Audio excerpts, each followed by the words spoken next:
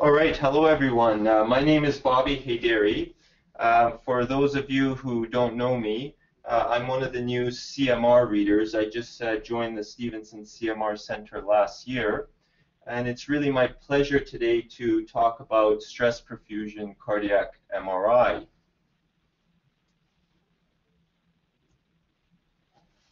So I'm just going to begin with a brief outline. I'm going to begin by discussing risk stratification 8 years after the landmark COURAGE trial.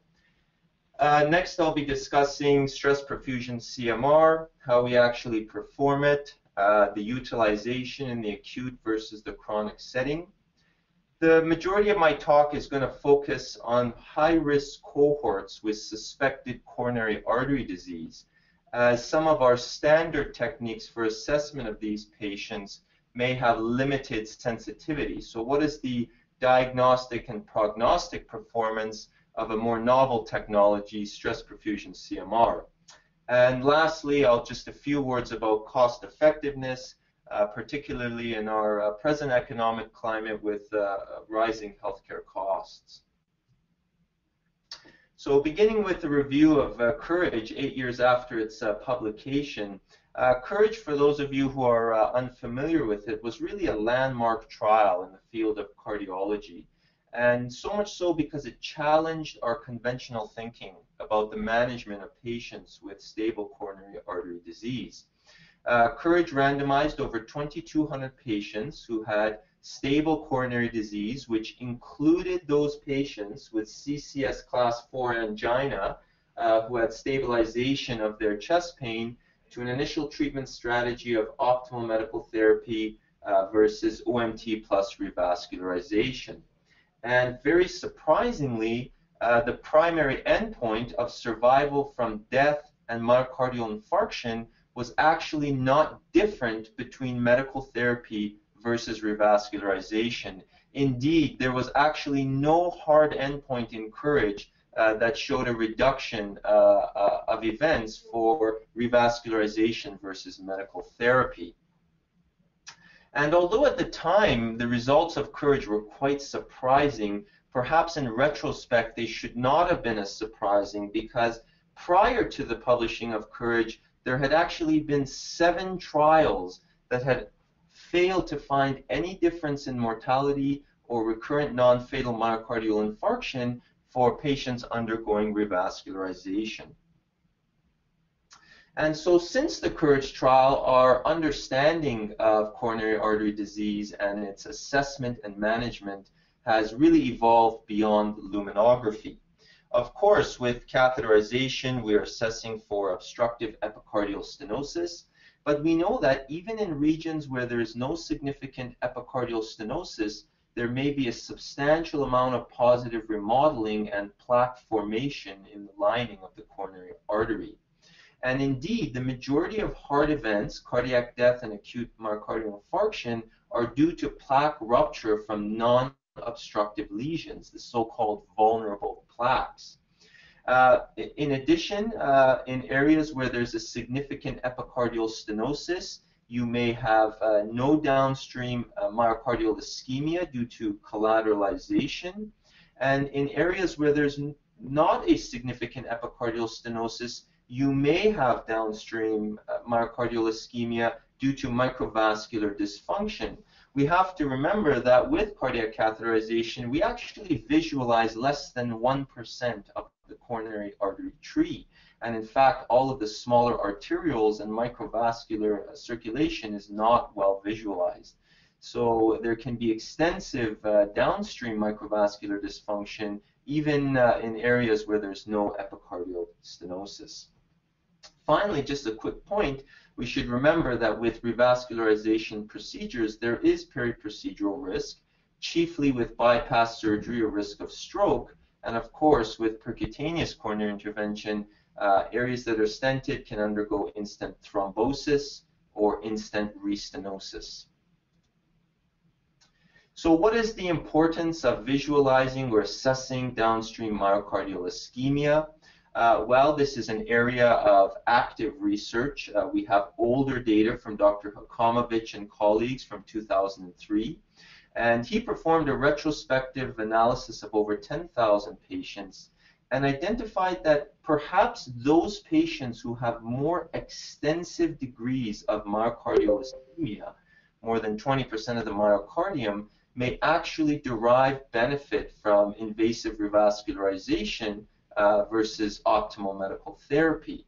And interestingly, in those patients who had lesser degrees of ischemia, there may actually be a tendency to harm with revascularization versus optimal medical therapy.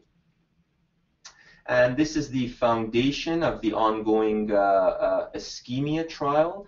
This is a multi-center international prospective trial examining an imaging-guided strategy of OMT versus OMT plus revascularization. It's very similar to COURAGE, but the randomization is based on imaging data. Overall, there are 400 research centers worldwide participating in ischemia with the goal of enrolling over 8,000 patients.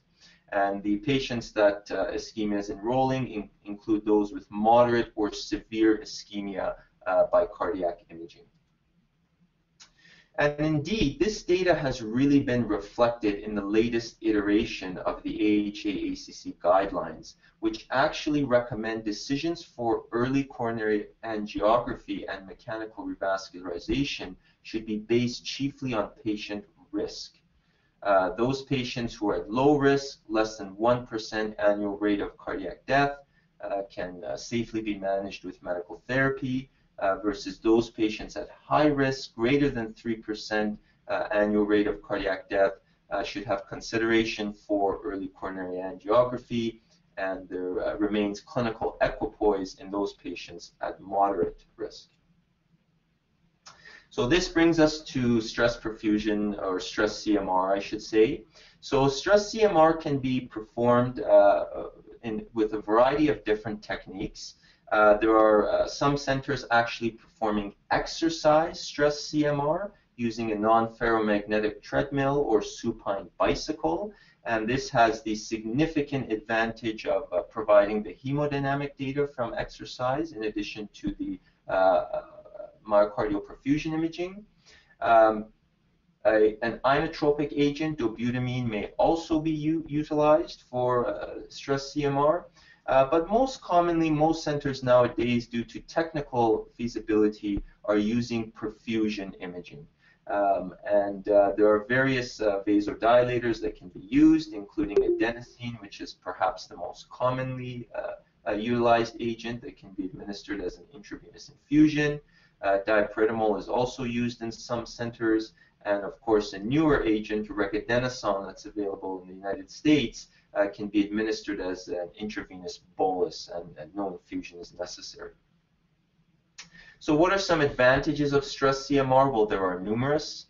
Stress CMR has both a high temporal and spatial resolution. In fact, the spatial resolution is much higher than that encountered with nuclear perfusion imaging. It has relative operator independence, meaning any sort of imaging plane can be utilized for perfusion imaging. However, you do require an experienced technologist who is capable of performing stress perfusion imaging. It is not limited by adverse body habitus. Particularly in younger patients, you can also assess coronary origins in one study. And it provides a comprehensive assessment of not just myocardial ischemia, but also ventricular function and myocardial viability, all in one study. There's, of course, no radiation exposure with stress CMR, and it has a really excellent safety profile. What are some disadvantages or limitations? Of course, those patients with metallic devices that are not MRI compatible, such as an ICD or cardiac resynchronization therapy device, cannot undergo stress CMR. Patients with significant renal dysfunction are at increased risk of nephrogenic systemic fibrosis, so these patients are also relatively contraindicated. And of course, patients with severe claustrophobia often cannot tolerate stress CMR. Fortunately, all the new pacemakers that are being implanted in Calgary, and I'm sure many centers across Canada and the US, are now MRI compatible, MRI safe. And not only are they safe, but the imaging profile has really improved with these pacemakers. And here we can see an RV lead traversing the tricuspid valve into the RV apex. And actually, we can visualize the area very well with very little artifact. So what is our standard technique for stress CMR? Well, patients are placed into the CMR scanners. Localizers are performed for imaging planes. We then administer a concomitant bolus of our stress agent, either regadenoson or an infusion of adenosine, with our stress CMR contrast agent, gadolinium. We then perform stress perfusion imaging, followed by short axis and radial cardiac function imaging. A second bolus of gadolinium is then administered for rest perfusion imaging. And finally, we perform late gadolinium enhancement imaging or delayed enhancement imaging to characterize myocardial scar. Typically, our imaging planes for 3 short axis and apical, mid, and basal short axis are planned off of a 4-chamber, 3-chamber, and 2-chamber views, and that's so we can ensure that we are perpendicular to all of the myocardial walls. And here we see a typical example of our basal slice, our mid short axis slice, and our apical short axis slice. And these segments are arbitrarily divided based on the American Heart Association 16-segment model.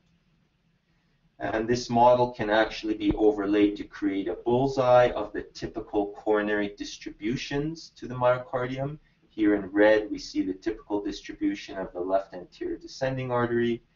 Here we see the typical distribution in yellow of the left circumflex artery, and here in orange, the typical distribution of the right coronary artery. I use the term typical because, of course, although the majority of patients have a right dominant system where the posterior descending artery is supplied from the right coronary artery, there is some patients who are supplied from the left circumflex artery. So here we see an example of a stress perfusion defect. Our gadolinium bolus shortens our T1 and provides an enhanced signal and intensity as it perfuses the myocardium, and areas that are dark don't experience hyperemia due to reduction in myocardial blood flow.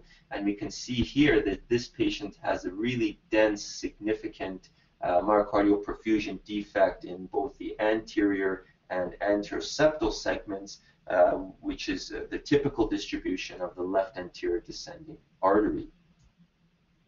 One of the significant advantages of stress perfusion imaging is that we can compare our stress perfusion imaging to rest perfusion imaging, which helps us to assess for reversibility, but also, most importantly, for artifacts.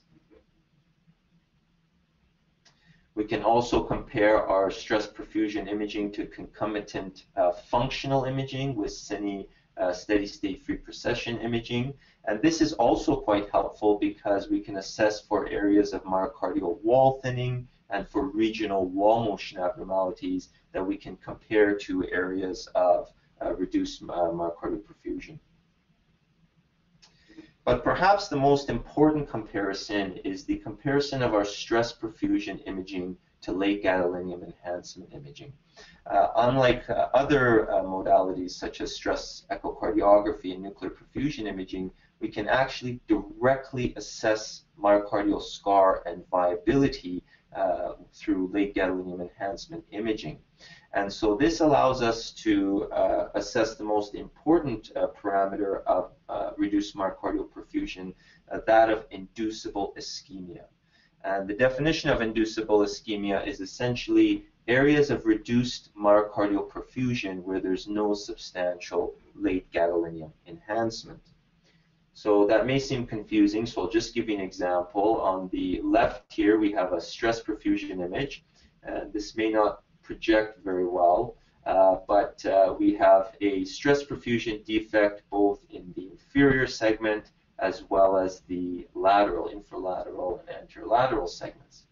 And when we compare that to our late gadolinium enhancement corresponding short axis image in this patient, we see that unfortunately this patient has suffered a significant prior inferior myocardial infarction, as shown by this bright area of late gadolinium enhancement. So that's matched to this stress perfusion defect. But in the lateral segments where we see reduced myocardial perfusion, here there's actually no significant late gadolinium enhancement. So this patient has an area of inducible ischemia. And indeed, when this patient went on to have cardiac catheterization, they had a significant lesion of a large obtuse marginal artery that was supplying these lateral segments. So one of the more recent advancements that we've had with stress perfusion imaging is performing stress perfusion imaging here on the left at 3T versus 1.5T. The advantage of 3T is we have a higher signal-to-noise ratio, so qualitatively it's much easier to assess for stress perfusion defects. And this was actually evaluated by Dr. Cheng and colleagues in 61 patients. And here we can see that for the detection of coronary artery disease, the area under the curve was actually improved by 3T versus 1.5T, but in particular for the detection of single vessel disease, which may have a smaller territory, we see a substantial increase of the area under the curve, 0.89 versus 0.7 for 1.5T. And all these 61 patients underwent stress perfusion imaging both at 3 Tesla and at 1.5 Tesla. Another recent advancement that has substantially improved our ability to perform stress perfusion imaging is motion correction. And motion correction allows or is performed with automatic registration and tracking of diaphragmatic movement that allows us to actually control for motion with breathing. So this is actually a scan in a patient who was free breathing. They did not hold their breath throughout the entire perfusion imaging. And we can see here up and down motion with breathing that's actually been corrected through the registration and tracking of diaphragmatic motion. And this has two significant advantages. The first is it markedly improves patient comfort because they no longer have to hold their breath. They can actually free breathe through the perfusion imaging sequence. But more so, it also substantially helps us with quantitative techniques. Oftentimes with quantitative techniques, we actually have to trace both the endocardium and epicardium of all of the phases of the corresponding slice of perfusion imaging. And of course, we have to do this individually when there's a substantial up and down motion of the myocardium. But when there's motion correction, we can actually just automate this process quite a bit, which substantially reduces our post-processing time and allows us to get a much quicker assessment of quantitative measures of myocardial blood flow. And here we see one such example. This is actually a patient who had a normal stress perfusion study, but here we have the 6 segments at the base of this short axis basal slice, and here we see the arterial input function of the gadolinium through the LV cavity, and here we see the 6 segments where we can actually look at the upstroke of signal intensity over time, and this provides us with semi-quantitative measures of myocardial blood flow. So it's quite useful. And you can actually go on to do fully quantitative measures and actually quantitate the absolute myocardial blood flow in each myocardial segment. And here's one example of a patient who had a semi-quantitative assessment of myocardial perfusion. And in the upper left corner here, we see the qualitative stress perfusion imaging. And we see that it appears that this patient has an anterior and anteroseptal stress perfusion defect.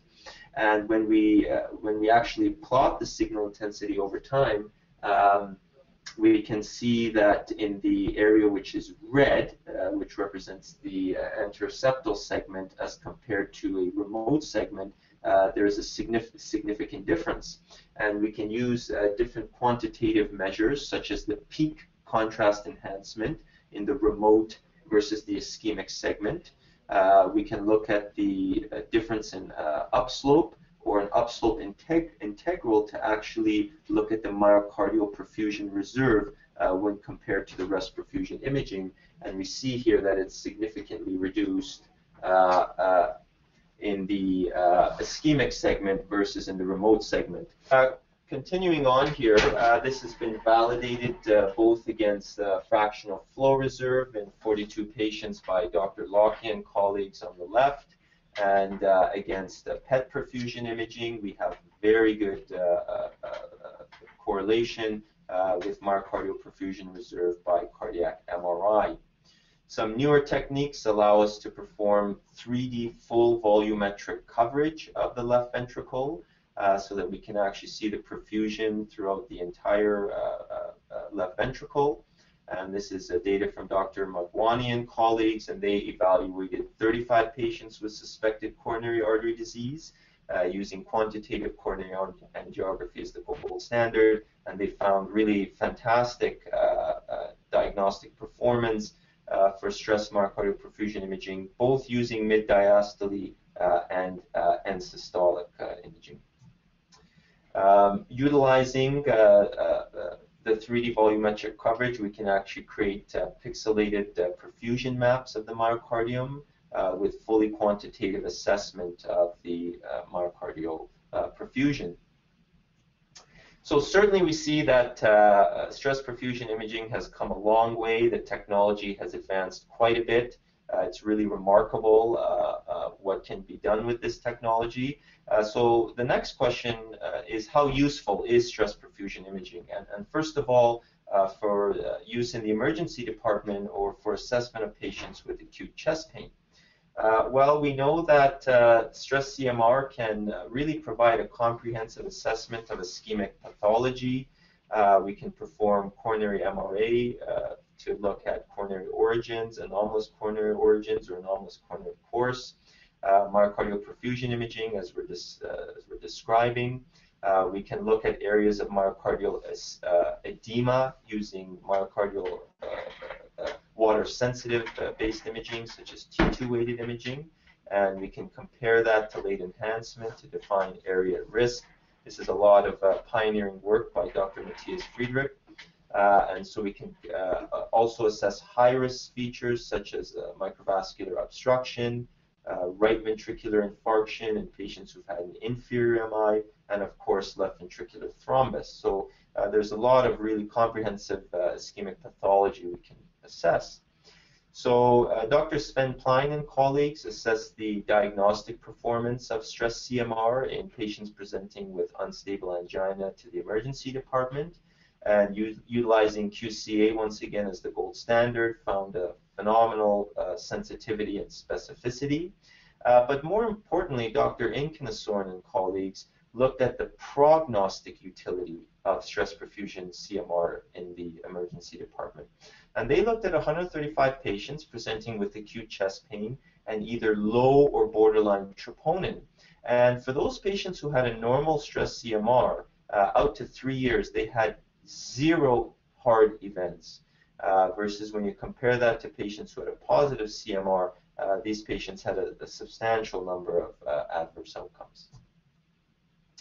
This is one other smaller but interesting study by Dr. Vogel-Clausen and colleagues that was performed at the National Institutes of Health in the United States.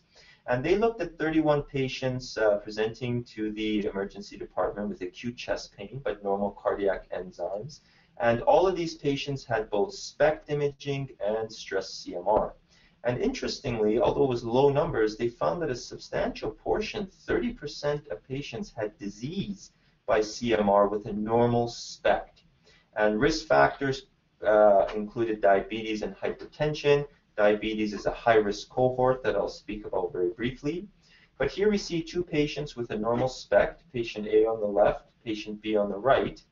But when we look at their stress perfusion images, we see that patient A has a substantial degree of myocardial perfusion defects consistent with 3-vessel disease. So this patient actually had a phenomenon of balanced ischemia, which is why he had a false negative nuclear perfusion image, versus the patient on the right indeed had normal stress CMR. The other advantage of utilizing stress CMR is you can assess for other causes of chest pain like pericardial disease, myocarditis, stress-induced apical cardiomyopathy or Takotsubo's disease, and hypertrophic cardiomyopathy. But what about cost effectiveness? One of the criticisms of stress CMR is that this is not a cost-effective modality. Well, this is one study by Dr. Miller and colleagues that was performed in Detroit, and they looked at 110 patients with chest pain who had moderate to high risk of having coronary artery disease, and patients were randomized to a strategy of either having a stress CMR or usual care in the ED. And we can see with the stress CMR strategy, almost 80% of patients were discharged immediately from the ED on same day of presentation, versus in the standard care arm, almost 70% were admitted for inpatient evaluation. At 30-day follow-up, both groups did very well. There were no events, but there was actually a median cost reduction of $580 per patient. And this doesn't seem very much, but this, interestingly, was almost the exact same amount found in the very large ROMACAT-2 study looking at the use of cardiac CT in the emergency department. Moving on to our larger and more robust population, those with stable coronary artery disease. There have been a number of studies looking at the sensitivity and specificity of both dobutamine and stress perfusion CMR. Don't worry, I'm not going to review all of these studies.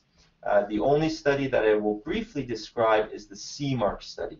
And CMARC was perhaps one of the most important studies done in the field of CMR. It was published by Dr. Greenwood and colleagues in the Lancet in 2012.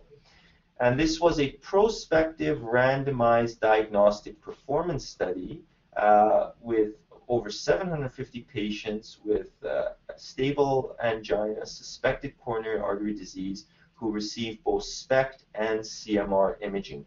The gold standard was quantitative coronary angiography.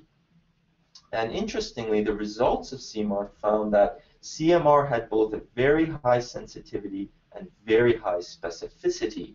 In fact, the sensitivity was much higher than that for nuclear perfusion imaging. Now, CMARC has been criticized because a lot of nuclear imagers have suggested perhaps the nuclear perfusion imaging was not state-of-the-art. But very interestingly, the results of Core 320 were just published in the New England Journal a year and a half ago, and that was performed through a core lab at Johns Hopkins using state-of-the-art nuclear technology, and they found almost the exact same sensitivity. Finally, stress perfusion CMR has also been validated against the fractional flow reserve imaging, and here in 103 patients we see once again using an FFR of less than 0.75, both very high sensitivity and specificity. But although we've shown excellent diagnostic performance, as I alluded to earlier with the 8 years post-COURAGE trial, it's not just enough to show we have good diagnostic performance. We really have to assess the prognostic performance of these patients because that's what may ultimately modify care. And not only should we be evaluating the prognostic performance in all comers with chest pain symptomatology, but in particular we really have to assess high-risk cohorts such as diabetics, females, patients with obesity, and those patients with established coronary artery disease. And the reason that high-risk cohorts are of particular importance is that our standard techniques may lack sensitivity in these patients. So with nuclear perfusion imaging, we know we have soft tissue attenuation artifacts, we have a lower spatial resolution. We have the phenomenon of balanced ischemia. I showed you a case of that earlier in the talk. And of course, we have radiation exposure. With stress echocardiography, this is dependent on patient windows. There is reduced diagnostic performance when we have baseline wall motion abnormalities or left ventricular hypertrophy, or those patients with a reduced ejection fraction. And of course, the infrabasal segment is often difficult to assess. Well, we know from all-comer data that those patients who have a normal nuclear perfusion scan have less than 1% annual risk of cardiac death. But this is a very interesting summary from one of the most prominent nuclear cardiologists in the world, Dr. Leslie Shaw. And she identified that there's actually a substantial degree of data where even in the setting of a normal nuclear perfusion scan, the annual risk of cardiac death is actually substantially higher than 1%. So those patients who undergo a pharmacological rather than an exercise MPI, even in the setting of a normal study, have a 1.8 to 3.9% risk of annual cardiac death. That's in over 6,000 patients. Diabetics, particularly those who undergo pharmacological stress, 3.4% annual risk of cardiac death. And once again, even in patients with obesity, 1.7%. So substantially higher than 1%. So one of the questions we had is, what is the prognostic performance of stress perfusion CMR? And so we assessed over 800 patients who were referred for stress perfusion CMR to Brigham and Women's Hospital, where I performed my fellowship over a 10-year period. And over a 10-year period, none of these patients had an adverse event during stress CMR.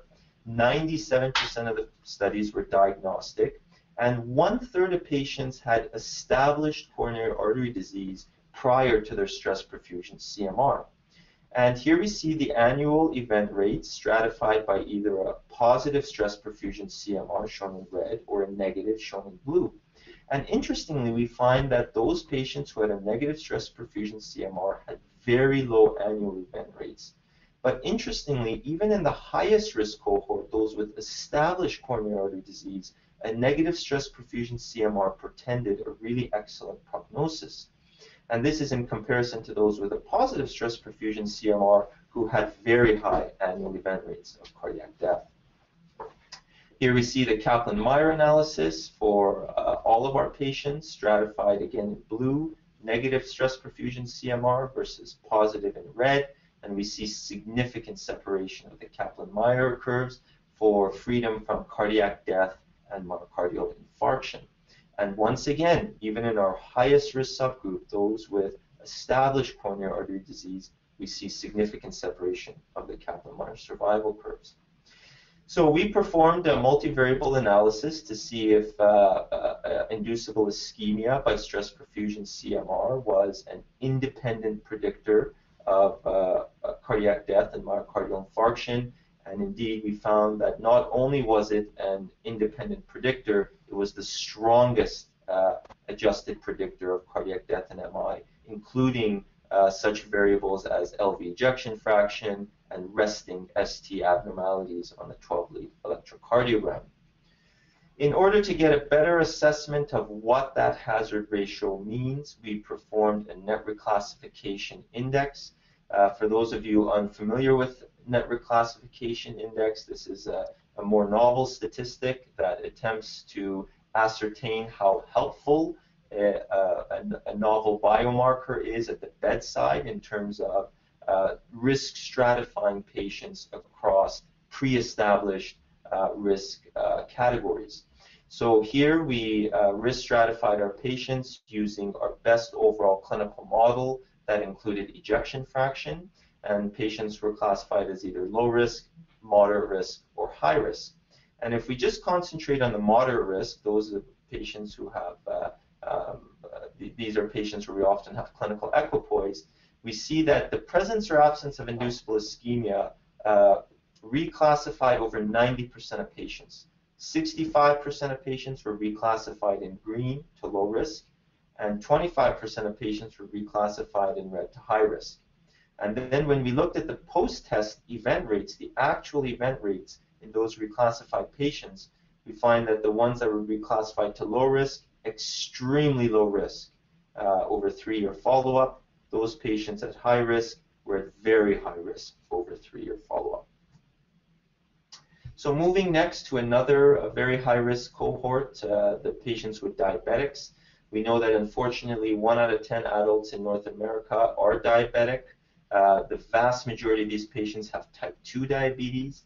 There's been an overall 30% increase in the prevalence of diabetes over the past 10 years, particularly in children, which has lifelong implications. 60 to 75% of the mortality in diabetics is cardiac, and overall diabetes means a mean 7.5 years lower lifespan in men and 8.2 years in women.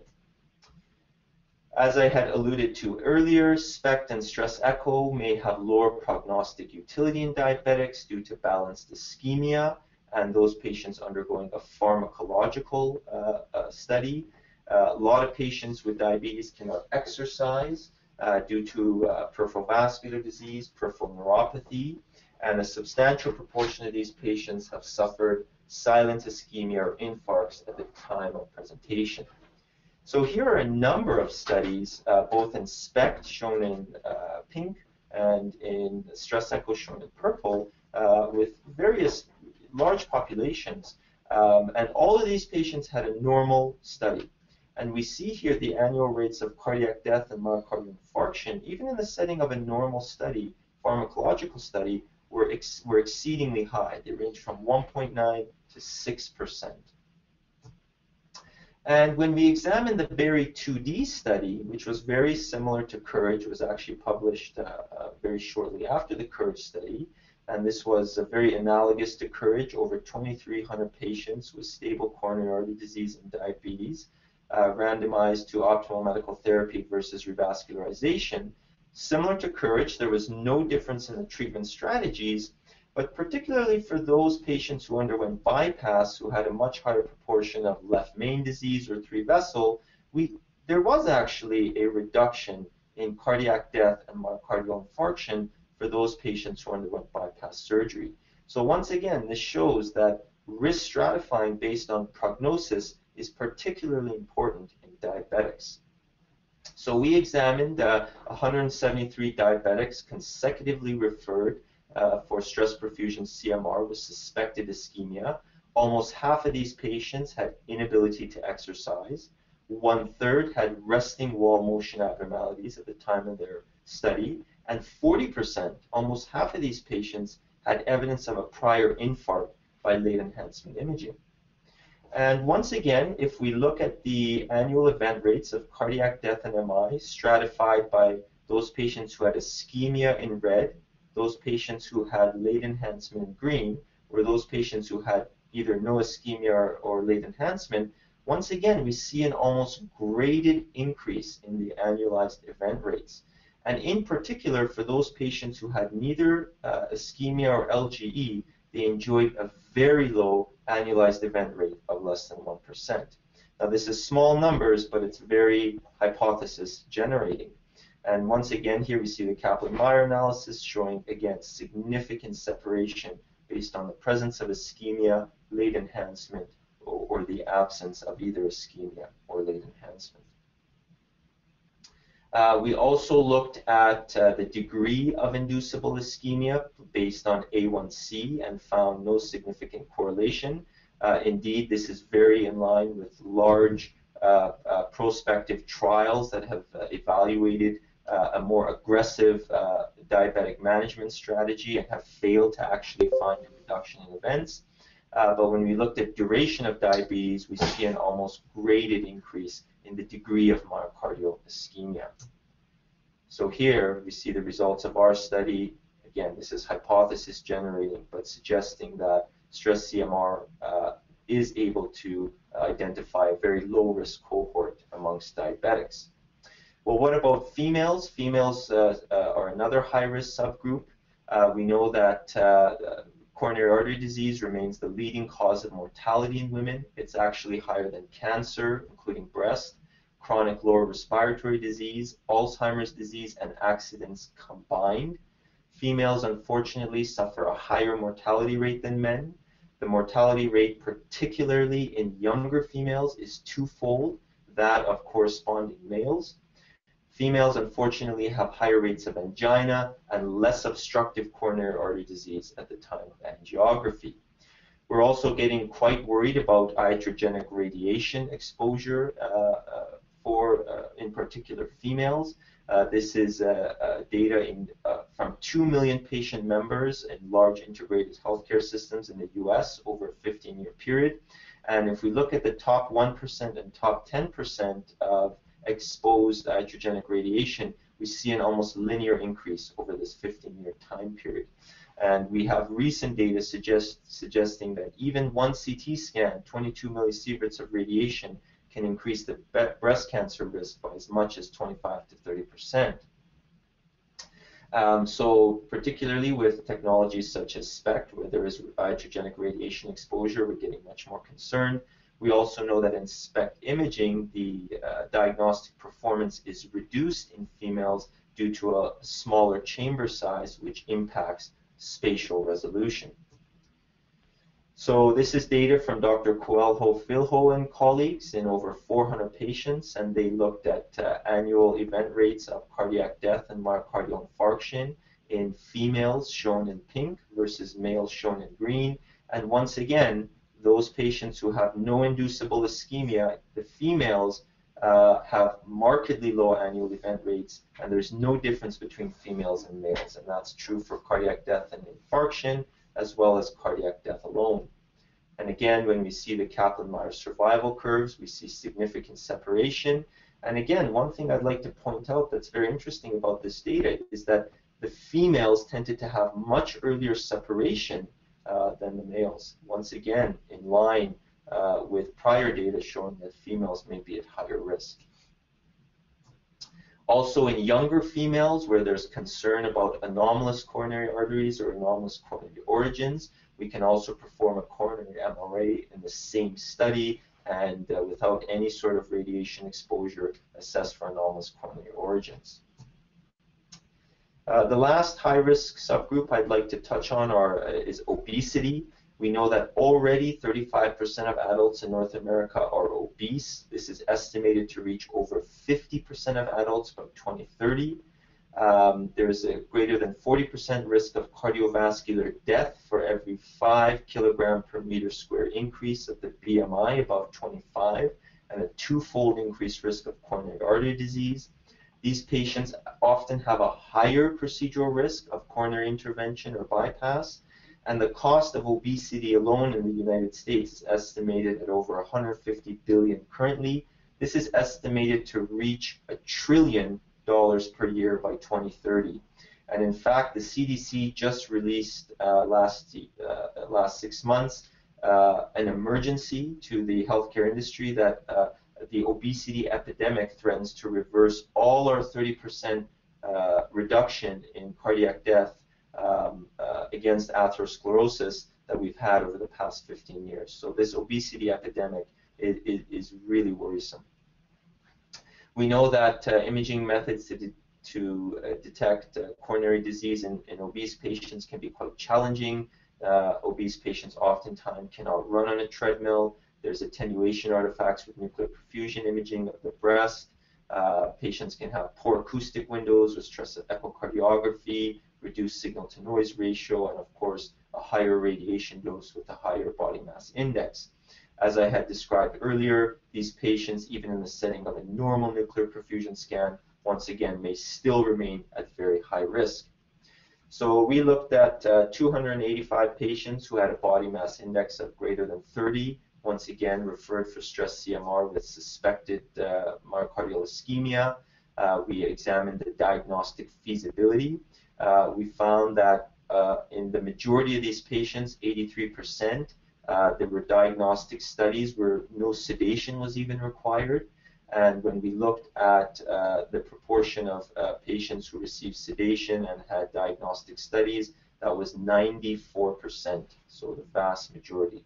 Only 6% of patients actually had a non-diagnostic study. Once again, when we look at the event rates stratified by the presence of ischemia and late enhancement, we see an almost graded increase in annual event rates of cardiac death and MI. Whoops, and again, those patients who had neither late enhancement or myocardial ischemia had an excellent prognosis. So lastly, I'd just like to touch on a few slides about cost effectiveness with stress perfusion CMR. This is becoming particularly important in our recent economic climate. We have here US Medicare data showing the cost of all imaging, not just cardiac imaging, but already this has doubled from 2000 to 2006 and is well on track to actually exceed $25 billion by January 2016. This is data from the US alone. When we look at data from the Ontario Health Insurance Plan over a 10-year period, we see that despite the fact that the prevalence of acute myocardial infarction has remained relatively stable, there's been a marked increase in the utilization of imaging, including echocardiography, cardiac catheterization. And when we look at the attributable economic cost, we see that the vast majority of this cost is due to echocardiography and nuclear stress. Cardiac CT and cardiac MR barely even registers. And finally, we know that data from Dr. Patel and colleagues in New England Journal, they looked at almost 400,000 patients in the US that were referred for cardiac catheterization, and shockingly found that only about 38% of these patients had obstructive coronary artery disease, and the vast majority of these patients had actually undergone non-invasive testing. So, you know, patients are undergoing a test with procedural risk and cost and radiation with very low yield. So we performed a cost-effectiveness analysis looking at cardiac MRI versus a comparator group at Mass General Hospital who underwent SPECT imaging. We propensity matched these patients based on Framingham risk score and Diamond-Forrester classification, found a very good match. And this slide is probably the most telling. Here we're looking at event rates, those patients who had cardiac, either cardiac death or myocardial infarction. And when we look at those patients who had a negative SPECT or a negative CMR, we see the negative SPECT patients had far more events. And when we look at the patients who had a positive CMR or a positive SPECT, we see the SPECT patients had far fewer events. So once again, suggesting that CMR is giving us better risk stratification. And when we looked at the cost per quality adjusted life year, we found that actually there was a 30%, almost 20% cost per quality adjusted reduction with stress CMR versus SPECT imaging. And CMARC just released their prospective data and also found about a 30,000 euro per quality adjusted life year comparing stress CMR to SPECT imaging. Obviously, this data has, our data was not prospective and also didn't adjust for some factors such as outpatient office visits, but once again, the cumulative data is suggesting that this is more cost effective. The clinical utility of this has been reflected in a lot of international and national guidelines where we're seeing stress CMR getting class 2A and class 1 recommendations. And lastly, I'd just like to suggest two paradigms where we utilize stress perfusion imaging, both where I perform my fellowship at Brigham and Women's Hospital and here at the Stevenson CMR Center. And that includes those patients who present with new heart failure. A stress CMR can often be extraordinarily helpful to the heart failure service. So the first thing is when we perform a stress CMR, we can evaluate for ischemia versus non-ischemia, and this can help determine those patients who need to undergo cardiac catheterization, who may have left main artery vessel disease, versus those patients who have a non-ischemic dilated cardiomyopathy. And in the same study, for those patients with a non-ischemic dilated cardiomyopathy, we can assess for infiltrative diseases, myocarditis, iron overload, or idiopathic dilated cardiomyopathy. But not only is this important from a diagnostic standpoint, it's also important from a prognostic standpoint. Those patients who have an ischemic cardiomyopathy, the absence or presence of late enhancement shows significant prognostic importance. We see here all-cause mortality based on either the presence or absence of late enhancement. This is from my prior supervisor, Dr. Raymond Kwong. And for those patients with a non-ischemic dilated cardiomyopathy, the pattern of mid-wall fibrosis once again provides very important prognostic data. And lastly, from the electrophysiology group, those patients with new or unexplained arrhythmia, particularly those patients who have survived a cardiac arrest, once again, a stress CMR can be very helpful to our electrophysiology colleagues.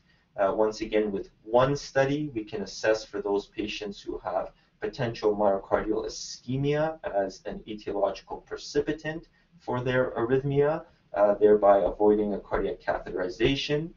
We can also look for other etiologies such as arrhythmogenic right ventricular cardiomyopathy, hypertrophic cardiomyopathy, infiltrative processes such as sarcoidosis, and of course fibrosis itself within the myocardium. And we are now having emerging data. We don't have the data yet, but we're working on it, looking at the prognostic potential of ischemia in these patients, but also the degree, extent, location of fibrosis. And this, of course, has significant implications because these patients, our electrophysiology colleagues, have to determine who should undergo very invasive and costly device implantation. Thank you so much for your time and attention. If you have any questions, I'd be happy to take them now.